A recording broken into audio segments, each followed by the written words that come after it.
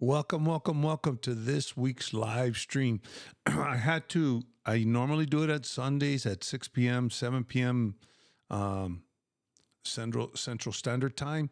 But as you all know, Mexico doesn't, except for on the border towns, doesn't change their time. And then I just found out that daylight savings time went into effect in the U.S.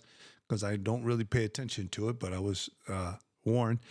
And I was going to have my uh, live stream at 7 p.m. tonight as normal, Central Time, to stick to the 7 p.m. Central Standard Time. The only thing is I needed to change it because I had some people coming into town. This weekend is a real big weekend with Dia de los Muertos. We went out yesterday, the Dia de los Muertos. I'll post some pictures on the YouTube. I did post pictures on Facebook.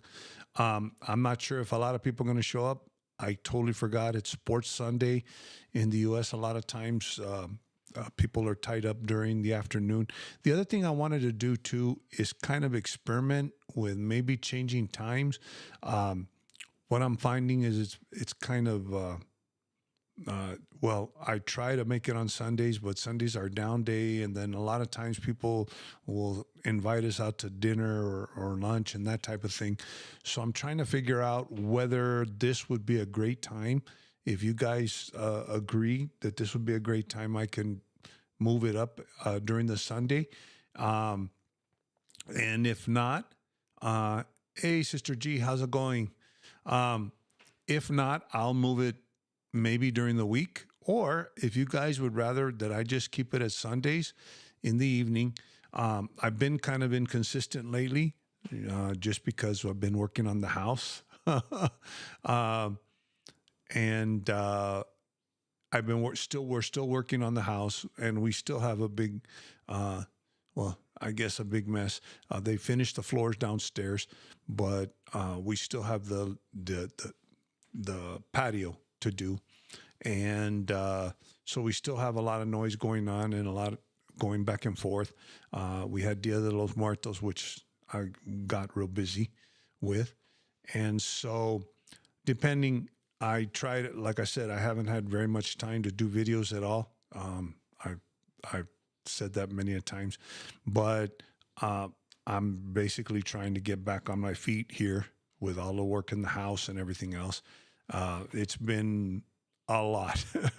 So that's where we're at. What I want to do is make sure that, I keep in contact. That's why I'm keeping up these live streams. Whatever questions you guys might have, um, you know, and hey, Sister G, how's it going? Buenas tardes. And, keep in contact with you. Any questions you may have, maybe in the videos, I'm not addressing them because I'm not doing videos, but stuff that you might have questions about. I don't want to just totally go off the radar. So if you have any questions, you can ask them. I'm going to try to keep this weekly live going. Hopefully, I'll keep it going more consistently. We're back to Sundays. Blaine had asked me if I was changing it.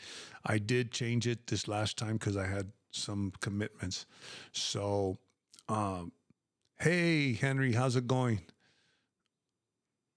Sister G, we are doing good, learning Spanish bit by bit. That's great. Um, those Spanish skills help you out, Sister G. And I always tell people, do your best to learn the language. And it's great to see you guys. Sunday's work. Sometimes I do have my NFL game on TV while watching you on my phone.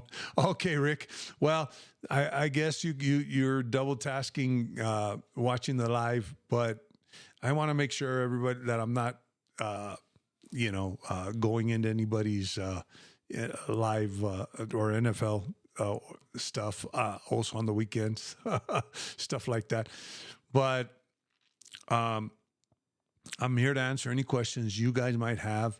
I don't have anything new other than we're coming up on the end of the year, so it's going to be interesting to see what the requirements for residency are. We're also coming up at another 6 months where we'll see if the regularization program still exists after the end of the year. We have a new administration in. We're going to have in a couple of days elections in the United States, so that may affect um, the peso, a couple of things, depending on who gets elected. We don't know. I couldn't tell you. I can't predict how the peso's going to go or what's going to happen, but we'll have a better idea politically how the dynamics between Mexico and the U.S. will be after this election. The dynamics between the U.S. and Mexico are going to, regardless of who gets elected, are going to change. You have two new administrations, um, and so we'll have to see what happens. And it actually happens to be at the same time that the two administrations are coming in. The president is once every 6 years, and of course here in Mexico, and then in the United States, the president's every 4 years. So we do have periods where there's off times where there's a current administration going on, but this time it actually hit where both our elections are taking place at the same time. Not the same time, because a new Mexican president has already taken office, but approximately the same time, same year of elections per se. So we'll have to see what happens.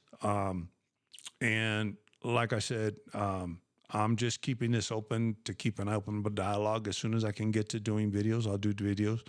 Like I have told everybody over and over again, this is not my job. I don't make money off of this. And as much as I like to grow my channel, at the same time, even though I'm growing my channel or whatever, I like the size that I have it now. I like the size of our live streams. We usually get a good 15, 20, 30 people when it gets a lot of conversation in there. And I like to keep it that way, to be honest with you. So I'm not in it for clicks and likes and loves, and people even react to give me dislikes. It helps me to do better content for you, and also to be here for you guys. As you all know, Dia de los Muertos was yesterday. It's very celebrated here in San Miguel de Allende. We got dressed up. We went to the parade. We saw the parade downtown and all of that stuff. So that's basically what we're up to today. And I had an unexpected visitor come into town that we needed to entertain. So that's why I changed it to 3:00.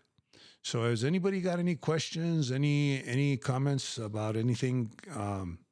Actually, also, the other thing too is that if you guys could give me suggestions in what would be the best time for you guys, if I need to change it during the week, or if Sunday's good, we'll keep it at 6:00, 7:00, as long as I don't have any kind of commitment.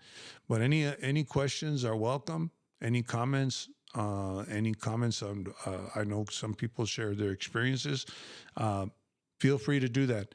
I don't have too much of a topic to discuss tonight because, like I said, we don't have a lot of things haven't really been going on much.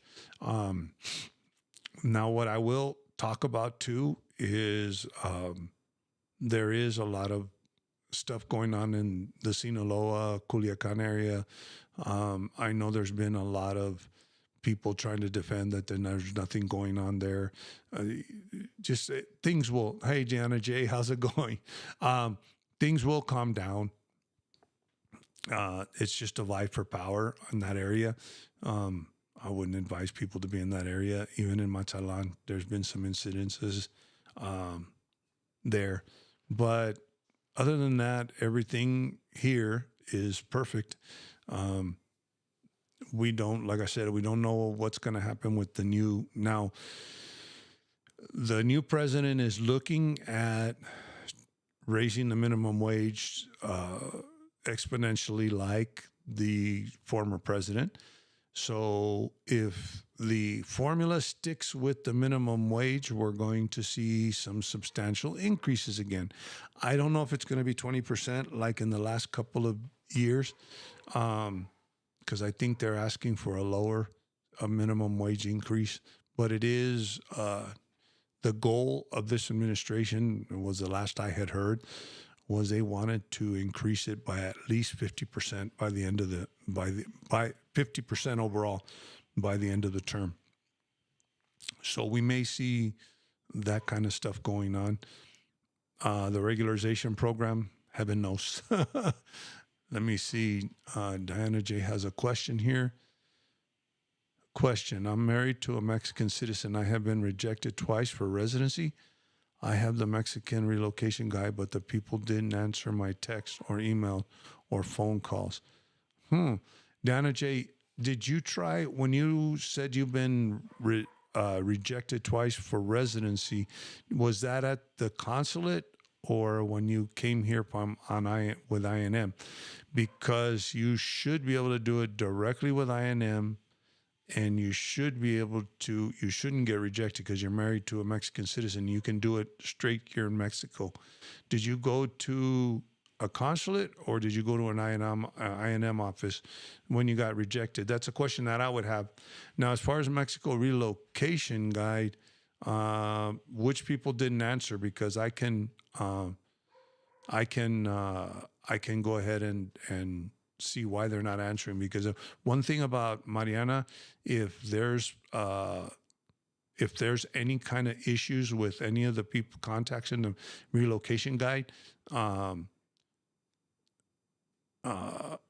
if there's any conflicts in the, she is pretty good about getting with them and saying, you're not answering my clients. Hey, Michael Huerito down in Mexico, family reunion. Oh, great. A question. Puebla help available? In Puebla, there should be some contacts. INM both times. INM rejection both times. They do have a new guy. They changed since I was there last year. And actually, Diana, what were the reasons for rejecting? Because you're actually being married to a Mexican citizen is the fast track to getting your residency. And I do know that you can get permanent resident. You can get temporary for up to 2 years. You don't get it for the 1 year. You can get it up to 2 years. And after 2 years, you can get permanent residency. That's what I did. Let me see here. I gave Greg Covey your contact info. Oh, great. Thanks, Rick. I gave Greg Covey your contact info so you can invite him to discuss how Medicare Advantage can be used in Mexico. He reached out to you via Discord. You know what? I'll check my Discord. I didn't see anything from him, but I'll check the Discord again, because I usually get, when people come into the Discord. I'll have to check that if he reached out to me on Discord. If not, I'll maybe, if you could send me his contact information, Rick, at my email address, info@retiredlifeinmexiconobull.com. And actually, I'd love to have him on. I used to do these interviews with Mariana. She got busy, and we've both been busy, and I have a hard time keeping up with each other. We still communicate, but I used to do this thing with Mariana where I used to have have her on to answer questions, and I'd love to do that with Greg, and actually clear up. I think he also knows a lot about Lakeside. Remember, I had said that I don't know much about Lakeside, how it works, and that might be able to clear some stuff up. Thank you very much, Rick. Like I said, I'd love to have him on and actually do like a interview with him. I know he's done it with a lot of people. I know he's done it with a lot of people, a couple of other YouTubers and that type of thing. So it'd be great to have him on. I'm coming back into this, so I'm planning to try again. I do have Mexican attorney, but he said they have no power to say no just because. I will try again. Yeah, Deanna, I don't know why they, the only thing that I can think of a lot of times, I&M is very bureaucratic, and it's really, I know it sounds stupid, but sometimes if you don't have the right form or whatever, what'll happen, they'll just, denied because you didn't bring in this special form, and I don't know what all. But I have no idea, you know, why they would deny you being married. Now, the other thing too is you have to show all the different proofs and everything. The other thing too, Diana, if you got married in the U.S., make sure all of your stuff is apostolized.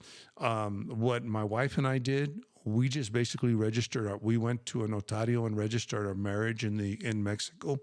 And so we have a Mexican, and that's the easiest way to do it. I always advise people to do that because we're married in Mexico, and so you don't have any questions as to whether, is this marriage good or whatever, or this is a U.S. marriage certificate, it's not accepted in Mexico.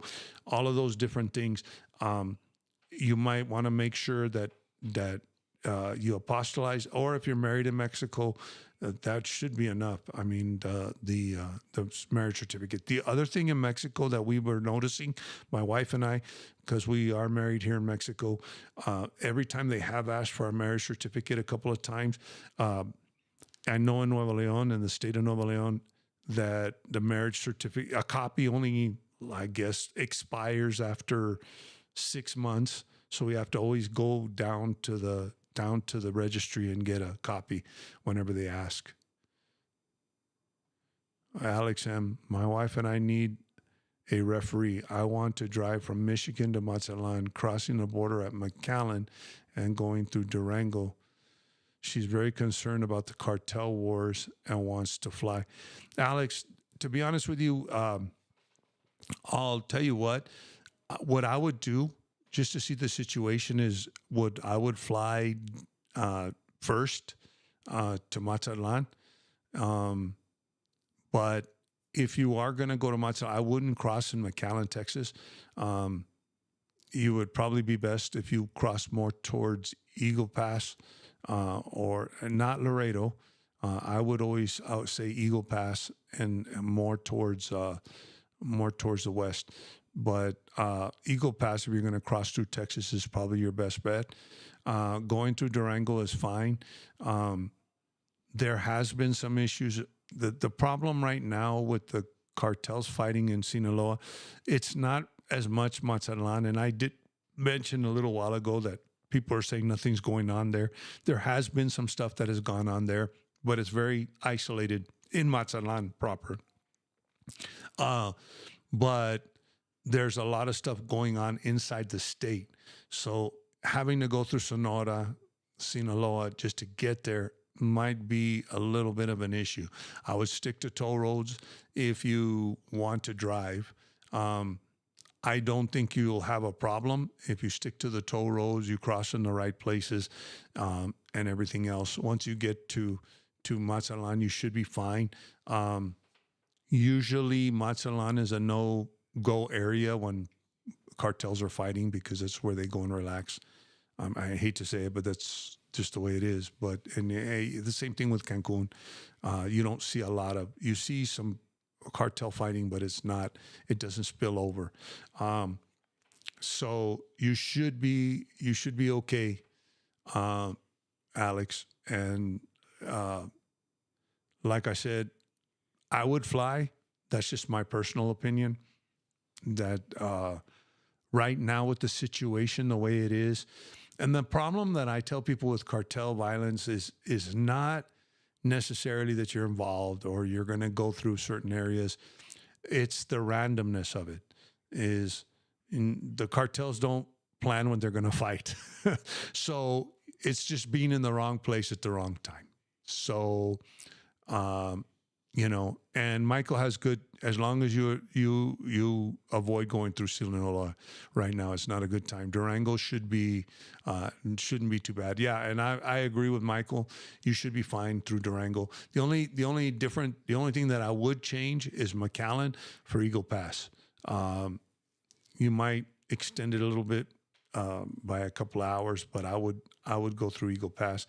Um, I go through McAllen, but and it's pretty okay. The only thing with McAllen is if you don't know where you're going in Reynosa, you if you don't know where to cross through Reynosa, it can be challenging.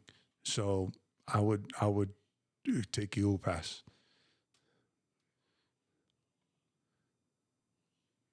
I think it was maybe because I had one passport stamp because it was new.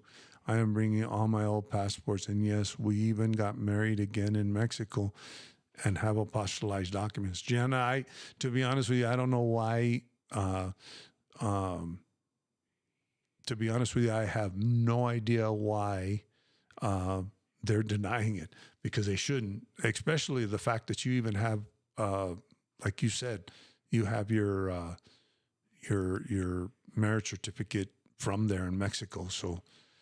Um, so like I said, um, just make sure you take their documents there. Also, actually, Diana, if you can write me an email to info@retiredlifeinmexiconoble.com. It's basically retired life in Mexico noble.com.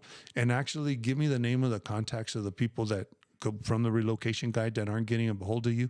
And I can pass that on to Mariana and tell her, hey, tell these people to answer the phone or maybe see if she has someone else that she can suggest. And just give me the names of the people that aren't answering. I'm not trying to get them in trouble. Usually, Mariana will give them a chance and we'll say, okay, well, or Mariana can get your information and have them contact you. Um, I stand behind that guide, and when I hear people aren't calling back or people aren't, and I know Mariana is um, of the same attitude, is make sure that uh, my people, my contacts are good contacts. So if you could shoot me an email, that would help. And maybe I can get you with a good facilitator that'll have it. And the other thing about facilitators that's really nice is they tend to work with INM on a daily basis. So they know everybody's family and friends there. So it's a lot of time it's just a matter of knowing the right person or whatever. Um, and that's another good thing about having a facilitator. Michael, I currently have family living in Culiacan. Things are slowly going back to normal. And that's what I understand, Michael. Um, they are going back to normal, but they're still fighting for territory right now. Uh, oh wow, you're going a month long to La Paz. Awesome. The tensions here in the U.S. are is palpable. Yeah, it. We're gonna have to see what happened.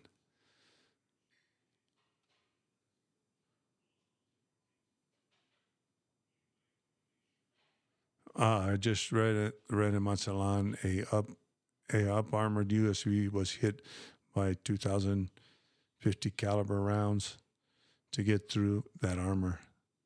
Yeah, I don't know about any news and stuff. I do know that there's been a lot. I see a lot in the news about a lot of confrontations with the military, um, and all of that stuff. Um, I do know that there has been a lot of confrontations, but uh, all of it is bound to calm down after a little while. It's just a matter of the circumstances right now. Oh, awesome, Michael! You're gonna visit family and remote work in Guadalajara. Awesome. You got a friend who's an established programmer there. Awesome.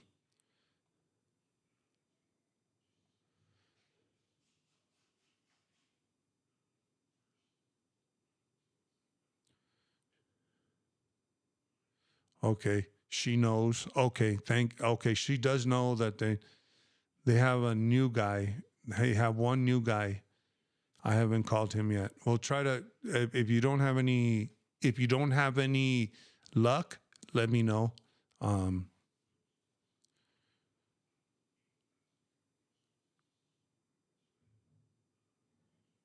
okay. Alec, I was going to plan on going to Sinaloa, kind of still am, either Los Mochis Urgas. Okay, not a problem, Diana. But if you do have problems, let me know. Awesome. So let me see where we're at right now. Oh, we're at 30 minutes. Anybody else have any other comments or any other questions? And I love having these things every week because even if it's just one or two questions answered, and then also what's really great, for example, Michael answered Alex's question just as well as I did. I love this type of atmosphere where we can help each other out. You know, like I said, I'm not an expert and I don't know everything, and I'm not going to claim to be an expert, and I'm not going to. I have a, I don't know. I like to think that I have an ego that's very controlled. I don't work on my ego in the sense of the way I conduct my channel. I'm a humble person and I don't know everything. I like I said, but I try to help people the best I can and try to have this community forum where we can all sit here live and people can help each other out. And some of the best corrections or times I've been corrected has been by you guys. That maybe I'm under the misunderstanding that something's happening here when it really isn't, or a lot of times you guys in the community are the ones that are traveling here. There's a lot of changes in Mexico. Mexico's always constantly changing. Everything from customs, you know, not too long ago, Cancun, they were basically cracking down on. Some people heard that they're letting iPads in now. I haven't heard that, but I'm not the one that's going through the airport, and I'm not the one that's going through the airport right now and getting fined for having an extra laptop. And then if if something happens to you guys are the ones flying in. That's where you guys can say, no, I went through Cancun, everything was fine. And then we can compare notes and that type of thing. So you are a lumber, Ernie. Gracias for all you do. Thanks, Rick. And no, I appreciate that, and I appreciate your compliments, and I always do appreciate the positive comments I get on my videos and stuff. And I like to know that I am helping or making a difference. I mean, that's why I got into law enforcement in the first place, and you know, I do go by the principles of integrity and trying to conduct myself with the utmost of integrity. And part of that is trying to be honest with you guys and trying to say, hey, I don't know everything. And maybe if you guys can help each other out, we can all help each other out. And I learned from you guys that are out there. I learned from the news or whatever, but my best resource is the people in my group, the people here, the people that come onto my lives, some of the people that are very well versed in Mexico, that come onto the live. That's how I learn. I learn just as well as you do. I'm learning every day about living here in Mexico. I love it here, and I wouldn't trade it for the world. So, you know, thank you. Thank all of you guys. I mean, I owe it to my community that we built. I know some people are in and out. That's great. But like my goal is to help everybody. And even on my videos, if it's something that I needed to get out or some news I needed to get out that's important, if I touched one person and they got the point, then I'd done my job. I mean, I don't have to touch 1,000, 1,000,000 people to do my job as a nonprofit YouTube channel. So, like I said, any other questions? Any other comments that you guys want to address? Also, the other nice thing is, like, for example, Rick, you got me that information. You're going to send me an email with Cubby's contact info. That's great because I know that I haven't had time to sit down with him. Deanna, it's good to know that. I know you probably already left, but it's good to know that It's good to know, Diana, that, hey, the Mexico relocation guide isn't working in that area, so that I can help and get a hold of Mariana and say, hey, you know, hey, man, what's going on here? And I know that she's very, very, very, very, very, very, very adamant about those contacts being good contacts. So she does her best to try to help for whoever subscribed. So that helps her, because you let me know and I let her know, even indirectly, if she's too busy or whatever for other people or whatever. Maybe she'll answer me. I'm not saying that she will, but we have a very good relationship. If I need to bring something to her attention, but be sure to like this video, everyone. Thank you. If we, it looks like we're done. If anybody else wants to chime in, hopefully I'll have maybe some news by next week, because we'll see who got elected, and maybe I'll give my 2 cents.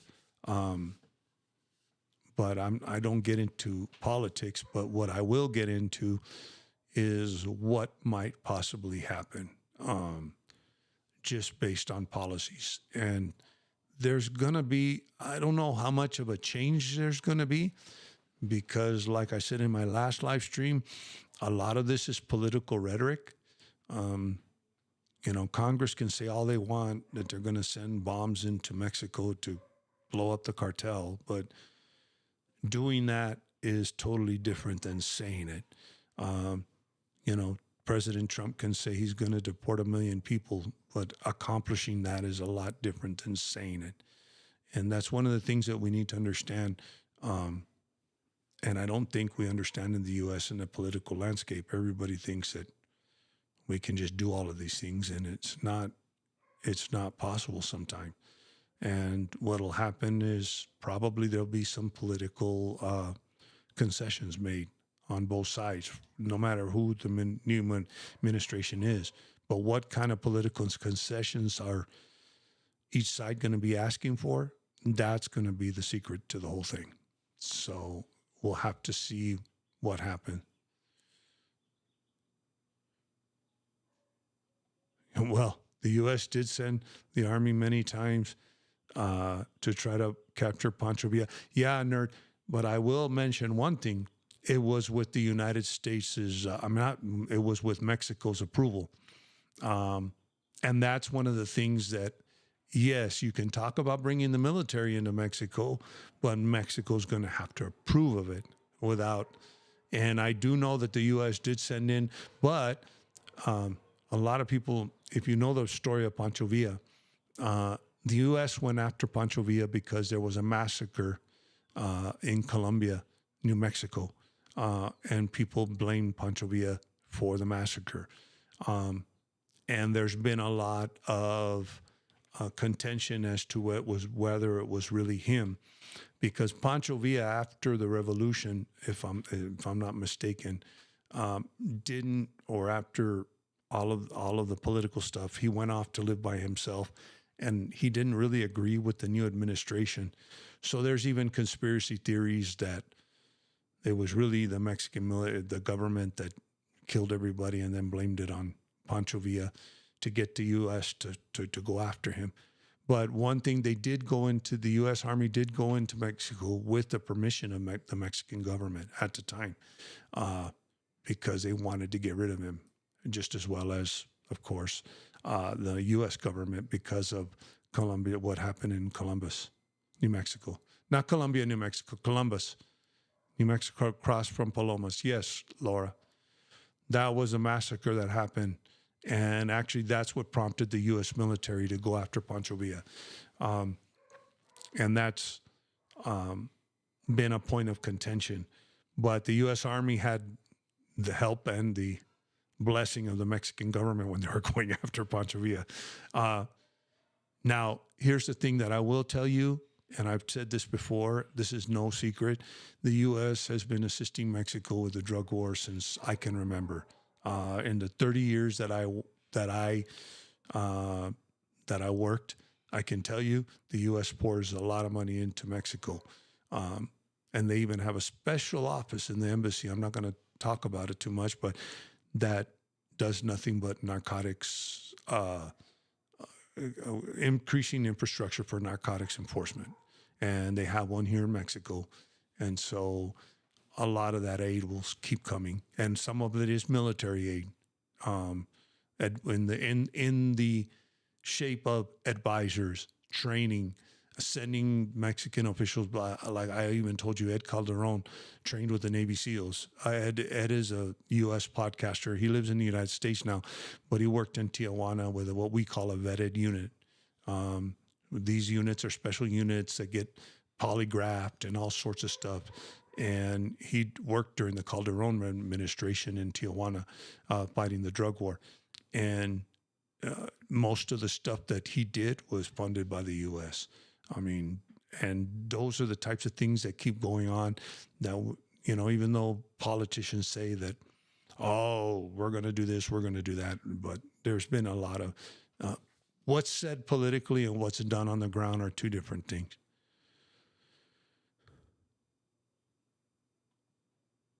Russ Shrewsbury, sounds like it would be a good idea to get temporary residency now before wages go up. Yes, Russ, actually, and here's the thing that I keep telling everybody about temporary residency, whether it be through the regularization program, if you don't meet the requirements, there's that regularization program. Hopefully it'll be around in January, because most of the INM offices are already booked. But, excuse me, if we still have the regularization program, if you still have the regularization program, then get it while it still exists. Also, if you meet the wage requirements, it's best that you get it before the end of the year, or at least go to the consulate and get approved before the end of the year, because if wages go up, then the requirement. Now, here's the thing and the benefit, because people say, I'm not going to retire for 3 more years. I'm not going to retire for 4 more years. Here's the thing about getting residency. There's no requirement that you have to live here in Mexico. It's not like the United States, where if you're out of the country, or many countries, if you're out of the country from some for 90 days, some for 180 days, if you leave the country for over 180 days, you're considered not living there anymore. I know the United States has a requirement. You can't leave for more than 180 days if you're a permanent resident. So to keep your permanent residency here, to keep your residency, you just have to get it. So what a lot of people are doing is they're getting their temporary residency now while they secure it. And then they can, on the temporary, of course, if you get it, if you get it through the regularization, it's all 4 years. So you don't have to worry about it for 4 years. Then you renew and get permanent. Or if you only get it for the year, and then you have to go back and renew, and then for 3 more years, and then you worry about it in 3 years, you get your permanent. And you don't have to worry about your financials. You either took care of the financials at the very beginning with the consulate, when it was still affordable, or not affordable, but you were within the requirements, or you hit that regularization program, and the regularization program, you got your residency. There's no taking it. I mean, they're not going to ask you later on for, oh, by the way, the regularization program doesn't exist anymore. Now we need your financials.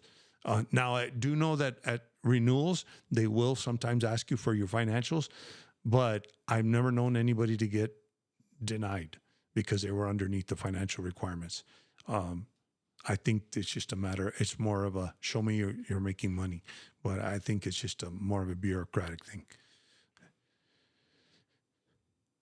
Ed Calderon is interesting. I highly disagree his political views. He's been painting AMLO's government as a bad light. Yeah, I know Ed. I don't know him personally.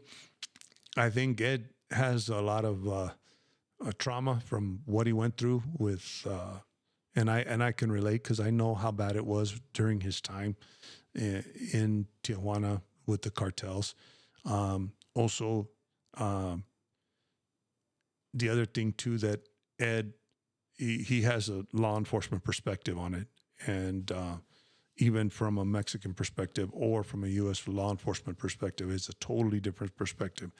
I speak a little bit differently because, I'm able to look beyond that perspective of everybody's a scumbag and everybody's a criminal. But the thing with Ed, in his defense, he's gone through a lot of trauma, and I don't. I'm not saying I'm not defending him, but I don't blame him for being the way he is. Um, he had to even leave Mexico under questionable circumstances, so he doesn't even trust his own government. And unfortunately, down here, a lot of what happened to him does happen to a lot of good guys that really were trying to make a difference. I think he's a little bit jaded, to be honest with you. Uh, but I think it's impressive knowing his story, because I use him as an example because, like I said, he's a perfect example of his unit was totally, I'm not going to say totally funded by I don't know, because I wasn't working with his unit, but given the circumstances and going to Coronado and training with the SEALs and all of that stuff, and there was a lot of money being placed into all of that stuff during the Calderon administration, I can see it all being funded by the U.S. So, and he also ended up getting out and getting residency here or there in the United States, um, probably because of some contacts he had with he's what we used to call a vetted unit. Um, we still have them. Our agency does, DEA does, has them all over the world, and they're units that specifically work with the U.S. government. And I know the other thing too, Michael. One of the other things too is I think Mexico middle class and upper class is a little bit jading. He almost made it sound like communist China or North Korea. And I know he has made comments about Venezuela becoming like Venezuela, all of that stuff. But one of the things too is I think he's a little bit jaded with kind of the stereotype of this last administration being communist, being socialist, all of that stuff. Um, I've seen a lot of good things happen with the administration. I'm not going to complain. But I've also seen some of this social program stuff kind of backfire. So it's been kind of a mixed bag here in Mexico. Um, hey, Lambden, how's it going? Good to see you. It has been a mixed bag here in Mexico, and I can tell you that for a fact. For example, a lot of these social programs are causing people not to work, because people are all gathering up all this free money that they're getting, and they're not working. And those are issues that um, I think they work really great in the idealism of some of these programs work great, and the idea is really good. The problem is the implementation. Yes, and Morena, true. I guess Morena is an ongoing experiment, and but see, I've seen, like I said, with the immigration reforms, I saw something totally different that nobody's ever touched before. No other politician has ever done it. With a lot of the different reforms, nobody's wanted to touch it. Nobody wanted to do it. And the problem that Ed has is the problem I see with people here in Mexico too is it's the same thing in it. Anywhere you go in the United States too, is there's this political stigma with whatever parties, and the political stigma right now is that, these people are communists and they're going to take away I'm not kidding you. This was before this last election, the Mexican people were actually saying that the Morena party is going to take away our houses. They're going to take away our house so they can, because it was going to become socialist and everybody's property is going to get taken away. Well, in 6 years of the last president and in 2 months of the current president, I haven't seen anybody's property be taken away. But these are the stories that circulate that get a lot of attention, and depending on what class you sit in, for example, we don't sit in any class, but my wife's family is in a middle class family, and usually any middle class, upper middle class, and a higher class, they're usually like basically they call them fifis. There's the chairos, which are the poorer class, and the fifis. If anybody knows anything about politics here, And the FIFI idea is, uh, you know, uh, this guy's going to we're going to become like Venezuela. They're going to take away our houses. They're going to take away your money. All sorts of things that I haven't seen happen, to be honest with you. And I don't know where anybody gets these ideas. To be honest with you, I don't know. But uh, I don't know. I just, and I see this in any political realm, you know. I don't know. And I'm not defending either candidate in the U.S., but, Trump's going to bomb Mexico. Well, there's a lot more to bombing Mexico than just saying it. Or Biden's going to, or Kamala Harris is going to let all the aliens in. How do we know? We don't even know because she hasn't gotten elected.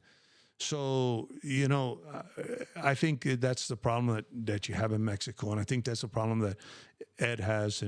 And the problem that I see too is a lot of the people from this FIFI, the middle class, upper middle class, they would rather the politicians that were in power before, that were really super corrupt, that were robbing Mexico of all the money. I mean, the last president before AMLO robbed millions and millions and millions of dollars from the Mexican government and walked away.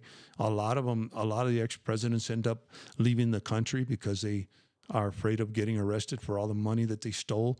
And I'm not saying that this current administration is not robbing, but a lot of people have come up with this idea that, well, if the politician is going to rob, at least do something, and so there's just a lot to Mexican politics that we'll see. We'll have to see what happens. But I don't see a lot of the fear mongering that's going on in the United States. I don't see it.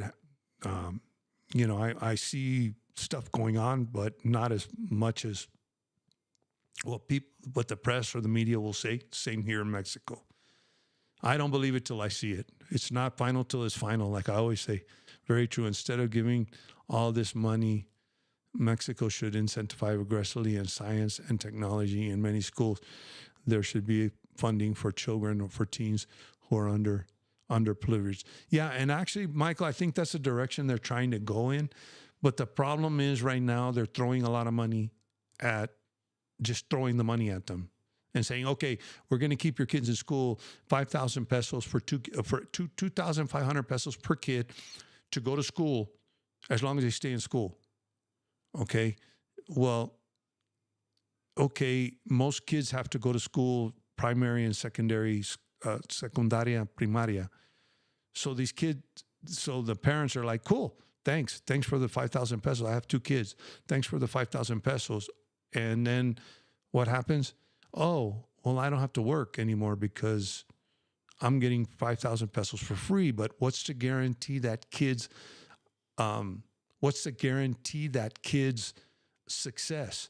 So there's got to be that we're going to give you 5,000 pesos so that your kid, but you know what? When they get into preparatoria for university, or they have to show us their grades, or there has to be something a little bit more than just here's 2,500 pesos because you're a single mom. Or here's 5,000 pesos because now I understand the elderly situation. It started out with the elderly. They got rid of Social Security here in Mexico, so a lot of elderly were suffering. So it's a plus and minus thing. How are you gonna? How are you going to basically? How are you basically going to say bad things about giving money to the seniors, but then not bad things? It's just the implementation. I think the heart's in the right place, but the implementation is where it needs to be. To be fair, I think Alan is being discouraged in investing in Mexico. He's publicly said it a couple of days. Mind you, he's preaching for Trump. I'm abstaining from this election. Yeah, I don't know where Elon Musk lies. He's very eccentric. I think Elon Musk is doing what's good for Elon Musk. I think either way around, it's all about the electric vehicles, and we'll have to see what happens. But he was going to invest in the Tesla plant in Monterrey. I don't even know what happened. That kind of blew up. Yeah, Trump isn't going to bomb Mexico. And yeah, I'm not stupid. I know that. If anything, he'll ask Mexico and Canada to join and make food and economies better. Like I said, I don't. You know what? Let me tell you something. And I'm not pro-Trump or pro-Harris. To be honest with you, I think there's a lot of issues that the United States has that no matter who gets elected, I don't think inflation's going to get fixed. It doesn't matter who gets. Now inflation's under control supposedly, but there's a lot of things that I don't think is going to happen. And I think what Trump is, I don't know how to explain it, but he's a celebrity. He's going to say what he thinks people want to hear. And that's what people want to hear right now, that we're going to bomb Mexico and we're going to get rid of all the drug. And you just can't. I mean, I worked fighting drugs for 30 years and it never got better and it never got worse. It always, you can't stop the flow. You have to attack it from many sides. And look, when Trump got into office the last time, I'm not defending him. Like I said, I can't say, to be honest with you, I think both are crazy because both sides are crazy because no one's talking about the issue. They're just sitting there poking jabs at each other. And the Republicans are calling the Democrats communists, and the Democrats are calling the Republicans a danger to democracy. But nobody's talking about how we're going to fix the problem. No one's talking about how we're going to reduce the debt. No one's talking about any of that stuff. All they're doing is saying how worse the other one is. So nothing's going to get solved. But what I will tell you is, like, for example, when Trump was in power during the amnesty program, he basically said, stay in Mexico. And that cut the flow. And he got Mexico to do it. Mexico said, okay. And you've got a right-wing president and a left-wing president agreeing. So you never know what's going to happen. And literally AMLO and Trump got along very well. Now, you've got a new president, of course. I don't know how the dynamics is going to be, but they got along very well. And you had a far left and a far right. Literally, AMLO has socialist ideas, literally to the far left. And, of course, you got Trump from the far right. And they both came together and agreed on something. So that's why I always say you don't know what's going to happen. What's said in the rhetoric, in the political rhetoric, is totally different than what Congress does and what the president does. And it's going to have to be a two-way street. The only way it's going to work, regardless of who gets into power. And I do know that, a lot of people concentrate on, I'm not defending Trump again, on all of these racist comments and these crazy comments that he makes. Well, he makes those comments to an audience, and he's trying to grab that audience. And then if you ever notice that when someone gets mad at his racist comments or whatever, oh no, I didn't say that. I didn't mean that. I love Mexicans. I love this. I love that. So he's trying to please everybody. And what he's going to do and what he's trying to do to please, or whatever crazy remarks he makes to please people, are two different things. I'm not defending him. I'm not saying that he's going to fix things. I'm just saying that what he's going to do or what he can do are totally different than what he's preaching. And that's just the political system over there. I don't think anything's going to get done, to be honest with you. So, Laura, I appreciate your perspective. Ernie. Education and the youth should always be a priority in any nation, in addition to taking care of our elders. Yes, it should be. And I think, Laura, the new administration's ideas here in Mexico are very good ideas in concept. That's what I meant to say. In concept, they're very good ideas. But we really need to give these kids incentives and stuff like that to keep going to school.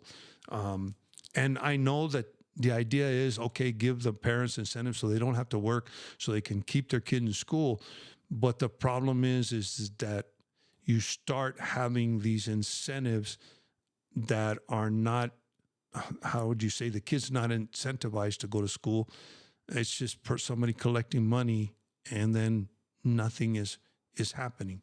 Um, so you know, I don't know.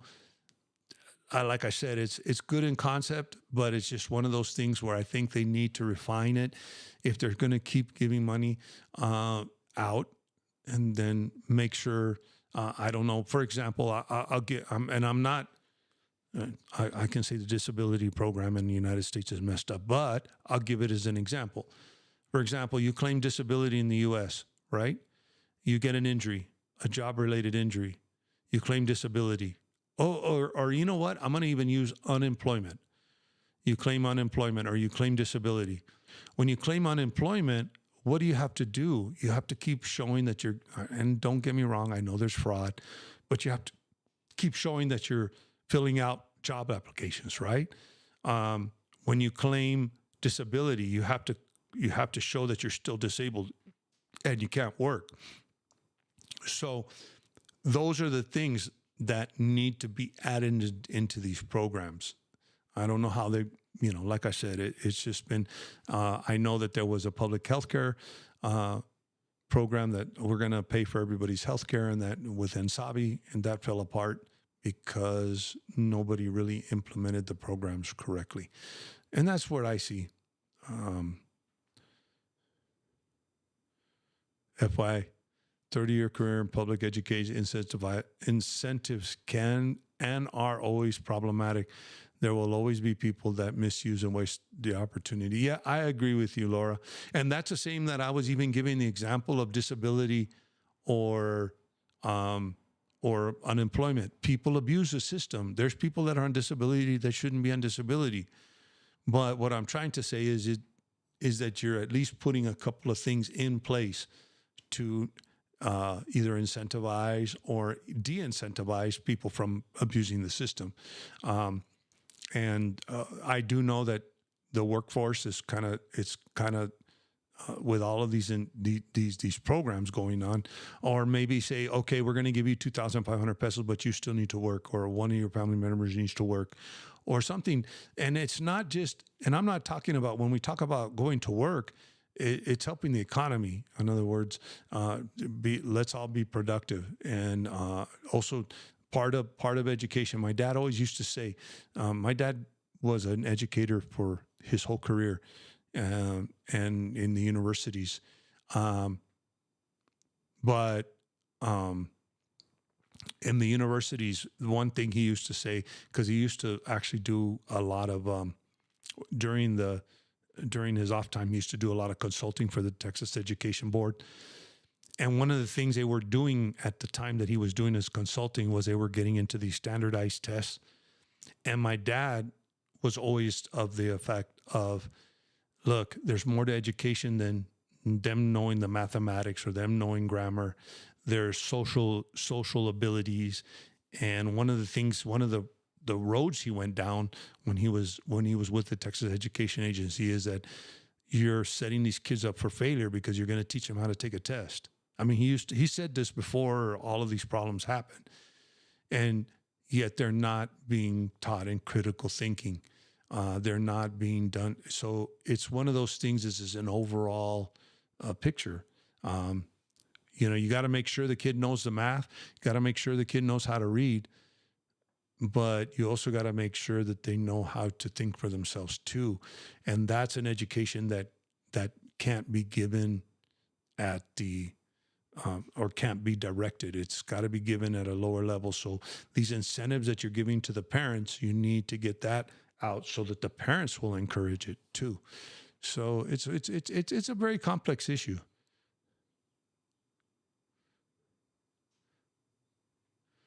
I didn't mean to say that. I hope that the two countries could work together to improve both. Yeah, and no, Klepper, and to be honest with you, the one thing you need to understand, and I know you didn't have an ill intention. I think your point, I'll defend your point. Your point is that, look, the next president isn't going to bomb Mexico or send bombs into Mexico. And like I've made it clear, they're going to send bombs into Mexico. If Mexico says send bombs into Mexico, go ahead. We'll help you. As a matter of fact, if anything, it'll be a cooperative effort. The Mexican military will go out with the U.S. military, and they'll do whatever operations they need to do. That's only if Mexico agrees. Okay, I'm talking hypothetical. But if Mexico doesn't agree, the next step is going to be, how are you going to work with us? How are you going to curb immigration? How are you going to curb? And it doesn't matter which administration. I'll take Trump out of the picture. I'll put Kamala Harris in there. It doesn't matter what's being said and what we're going to do and everything else. You just can't. You know what? And as much as I don't like to get into politics, but as much as the debate of close out the border or let everybody in because they're just honest people trying to work, there's no way of doing either. Okay? You have to have immigration control. And all the people that are saying let everybody in, trust me, they know that there's got to be. There's no way that the immigration system can handle everybody coming in, period. I mean, that's the problem that they've had for years, and that's the problem they still have. That's why there's loopholes in the government to get through by claiming amnesty. So there's got to be, and I've touched on this before when people ask me, what's the solution to the immigration debate? My solution is get Congress out their butts and get them to start passing laws, true laws, not executive orders, not relying on a president, whether it's Trump or Kamala Harris, to get the job done. If you're going to have reforms and you're going to let people in, then you need to have actual laws that give people a pathway to coming in. I don't know. I've always heard this argument. I don't mind people coming in as long as they do it legally. Most of those people that say as long as they do it legally don't understand what doing it legally means. They can come. You can come into Mexico and get residency just by qualifying with some paperwork. I'm talking in the United States. It's hard to get residency coming in the legal way. Even as a professional, even as a doctor or a lawyer or a professional, an engineer, it still takes people years and years to get their residency, and sometimes up to 20 or 30 years to get their citizenship.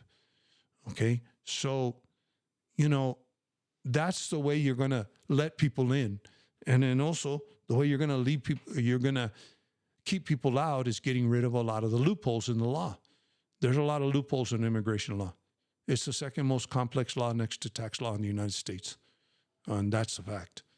And and I'm not kidding you. It's so contradictory that in the United States, you can be illegally in the country, but legally in the country at the same time. Now, you explain to me how that happens. That's because the laws are that way. And that's what needs to be changed. But one doing it and saying it are two different things.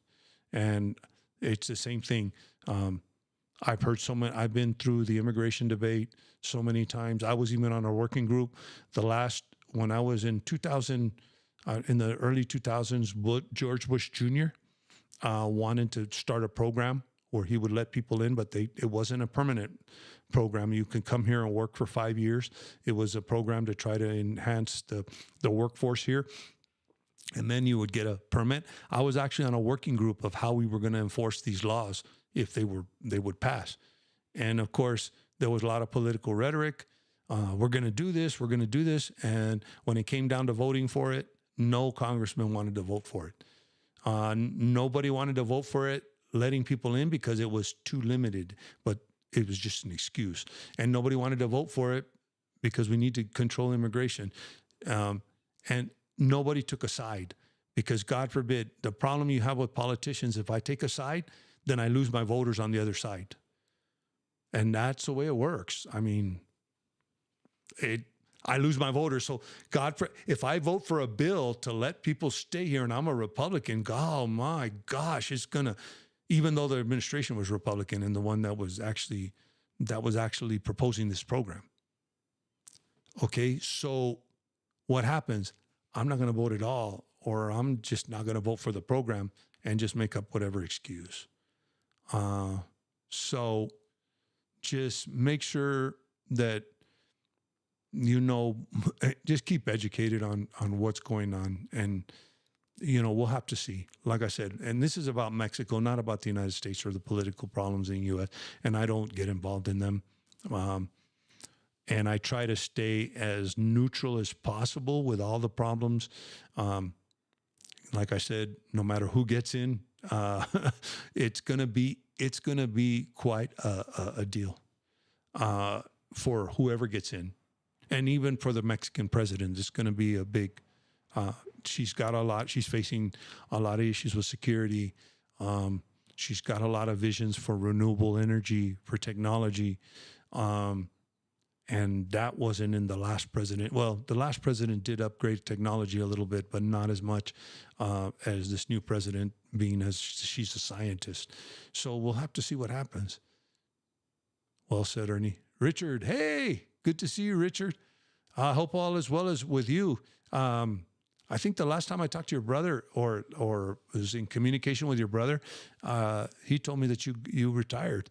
So congratulations. I retired too. We're both out. You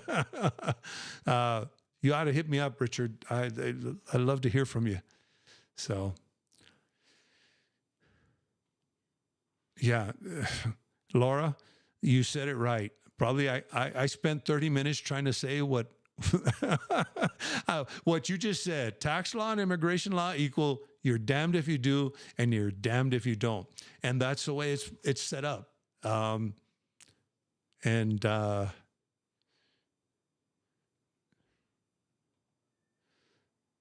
Sure, I'm pretty sure Americans would be glad to do those jobs that immigrants are stealing. Yeah, and you know what? George Bush Jr., a Republican, not a Democrat, was the one that actually tried to pass something to take those jobs that supposedly immigrants are stealing and give them a fair chance to work here legally. But it didn't work out. But I know that my working group, when I was in Washington, we were having meetings up until the very vote, right up until Congress voted on it. And it didn't pass.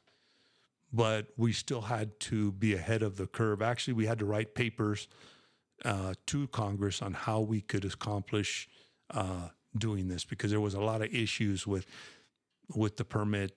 How would you get it back? How would you keep track of the people that are in the country? We had some issues with it, with immigration, but it wasn't our issues that curved it. It was more that nobody really wanted to vote for it, regardless. They didn't want to vote against it. They didn't want to vote for it. Actually, if I'm not mistaken, it was one of the bills that was the least voted on in the history of making laws, because a lot of congressmen conveniently weren't available. So I don't even know if they even got enough to even hold a vote. All I know is it didn't pass. So, well, we'll have to see. Like I said, there's a lot of political things that are going to happen in the next year or two, no matter who gets elected with this current president. Like I said, her priorities are renewable energy, women's rights, social programs. Security is number 100 on the list, but heaven knows if his security will go up on the list. It's going to be a very interesting couple of years to come. Well, I'm at an hour and 13 minutes, so I'm going to get going. And I had a great little group here today. Thank you guys for coming, and thank you guys. Like I said, I'm going to keep trying to keep this weekly stream going on Sundays. Give me your input if you like it a little earlier, like today, or you like it a little bit later in the evening. I do know that sports, of course, can sometimes interfere. Sunday sports can sometimes interfere. So let me know in the comments below. I really appreciate all you guys that are stuck, and actually all of you that's pretty much, I get my crowd here on these live streams starts up pretty slowly and gets up to 15 to 20 or whatever, but pretty much everybody stays. And and I really appreciate you guys. I don't want to go too much on a rant. I really appreciate some of the conversations we've had, and I don't mind talking about the political climate. Now, one thing that I do want to make clear is I'm not for Trump or for Harris or for AMLO or for Scheinbaum. I'm here to give you the facts. Okay. So if Trump gets elected, I'm here to give you the facts. If Kamala Harris is elected, I'm here to give you the facts with no political agenda. I want people to know this is how it's going to affect you. Same thing with Scheinbaum, whoever gets elected. I have people on both sides of the house in my family here in Mexico that have their attitudes about the president, and also both negative and positive. I mean, on both sides of the fence. So I see it. I mean, as a matter of fact, we go to dinner sometimes and I see the back and forth, the back and forth amongst my family members. So, but one thing that is great is I am able to keep up with what's going on because it affects the Mexican people, and I see it with my family, and I'm able to give you some insight onto why maybe things are happening a certain way, or politically why things are happening another way. The other thing is also that I have experience in how the diplomatic machine works in the United States.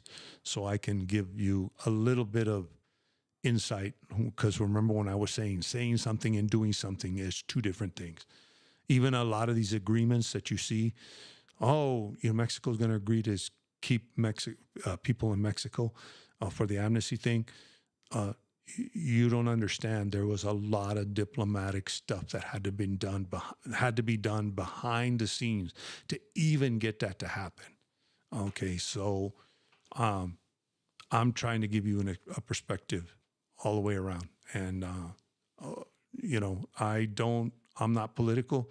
I'm not gonna be for one side or other. My political beliefs are I'm totally away from my political beliefs when it comes to this channel, and this is what's going to happen if so-and-so gets it, and I'm going to say this is what's going to happen if so-and-so gets it, and maybe I'm wrong, and I want to make that clear, because we really don't know what's going to happen.